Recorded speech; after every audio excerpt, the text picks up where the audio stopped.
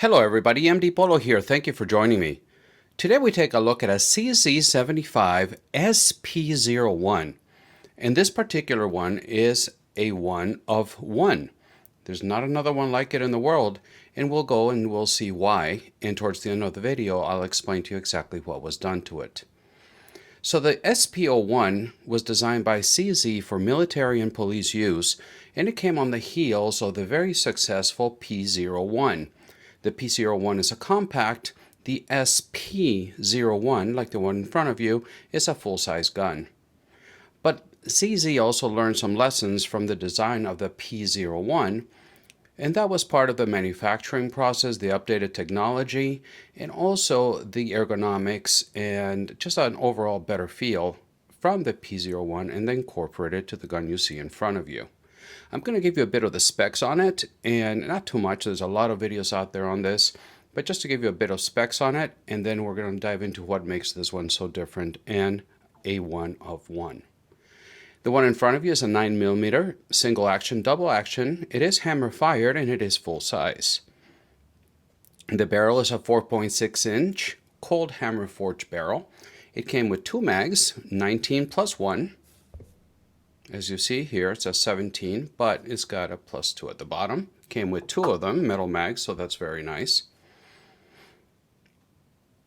It weighs 40.7 ounces with a mag and unloaded. So it is not a light gun by any stretch of the imagination. So as I talk about it, let me show it to you. Starting at the top, the slide, of course, is steel. It's got front and rear serrations, but in typical CZ fashion, they're not quite just ceremonial, but they are not very usable. There's not a lot of real estate. And for those of you that don't know, CZ uses the internal rail design. So it gives you a much lower bore axis. Whether that's an issue or not, that's a different conversation. But it makes part of what makes it a very nice shooting pistol. But sticking with the slide serrations, you don't have a lot of real estate there to use them, but they are there. Now this one has True Dot from Meprolite sights. So you do have night sights. There you go. Just an absolutely beautiful gun, at least in my opinion. Moving down to the frame. Of course, it's a steel frame. It's got a 3-slot pick rail at the bottom for accessories, anything you may want to hang in there, blenders. It was Casey Gun Guy that used to say little ninjas, whatever you want to hang at from the rail. You have 3 slots up there. Another thing they incorporated into the design of the SP01 is a very deep beaver tail, allowing you to get really high up on the grip of the gun. And that's part of another one of the changes they did is the geometry of the grip and how your hand fits into it that makes it feel so good. It makes the gun controllable together with a low bore axis up here. You have check ring, both in the back of the strap of the grip and in the front. Not a lot, as you can see here, is just a small part of the area, but they did a good job with the texture they did put it there. One of the negatives that I'm going to come and discuss with you is right here. We're going to talk about the trigger guard. And as you can see here, you got a little bit of texture in the front, but that's fine. There's nothing underneath. But you can see the trigger shoe sits right in the middle of the trigger guard, and you don't have a lot of real estate in the front. If you have large size fingers, if you got gloves on, you don't have a lot of space. If you can see here, I got medium sized hands. If you can see my finger, the gun is safe, by the way. I barely have enough room in there. So you guys with bigger hands, gloves, it's going to be a tight fit in there. Nice undercut. So you can get nice and grip. So between the beaver tail back here and the undercut up down here, you can get really nice and high on the pistol, so it's nice.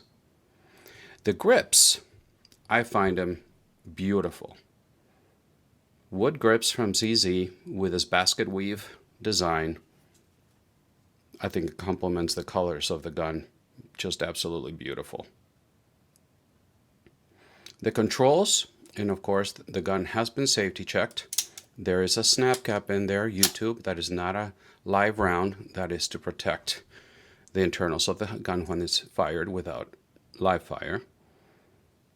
So you can see you got a skeletonized hammer with texture in the back. So you got nice traction. Okay. Now the other thing that another negative, at least those are I'm only finding two so far. It is the size here, the real estate available in front of the trigger shoe, and the mag release. If you can see, it's got a little bit of texture on it, but it's very small. It's hidden behind this bump here in the grip, but it's very small, and with my medium-sized hand, I just cannot reach it. I can't even get close to it without having to change my grip. Now it works really well, but I can't get to it without breaking my master grip.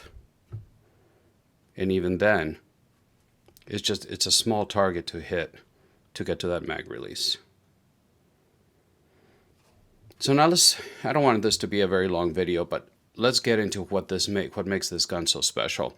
This gun, and thank you very much to my friend Greg S. We'll just call it like that. I don't like to say last names, but Greg, this is his gun, and thank you very much for lending it to me for this video.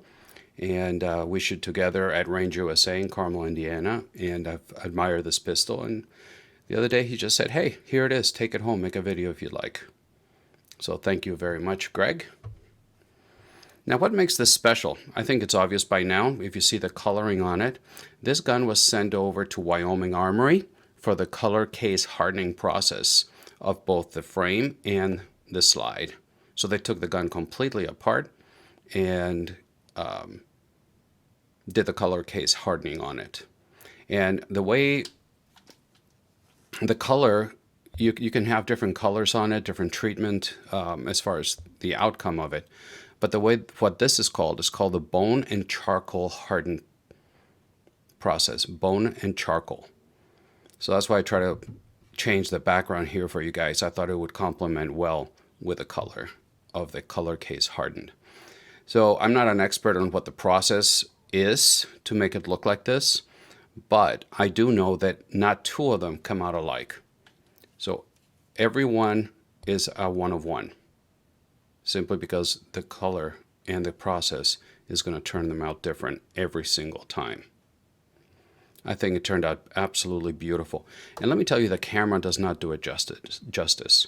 The colors, the depth of the colors looks so much better in person than the camera is giving it justice. But I hope you can enjoy it as much as I'm enjoying it. The next thing is how this thing shoots. It is, calling it a laser beam would be a stretch, but it is unbelievably accurate. And part of it is because it also has the the M Carbo trigger spring kit. And that's only like a $35 kit. It's a bit of a trick to install it. I think Greg installed it himself, but let me show you. And we already took a look. It's got a snap gap in there, so it's okay. I did measure the trigger. I'm not going to do it on camera, but I do have the gauge to do it. And in double action, a 5-pull average is 6 pounds double action. And the single action, get a load of this, a 5-pull average in single action was 1.42 pounds. Yes, 1.42 pounds. So it is absolutely, absolutely incredible. Okay, double action. You go. Smooth, smooth, smooth. And then it goes. Look at that again. Go, go, go. It just, when you shoot it, your sights do not move at all. And the single action, hang on to your diapers. Look at this. 1.4 pounds.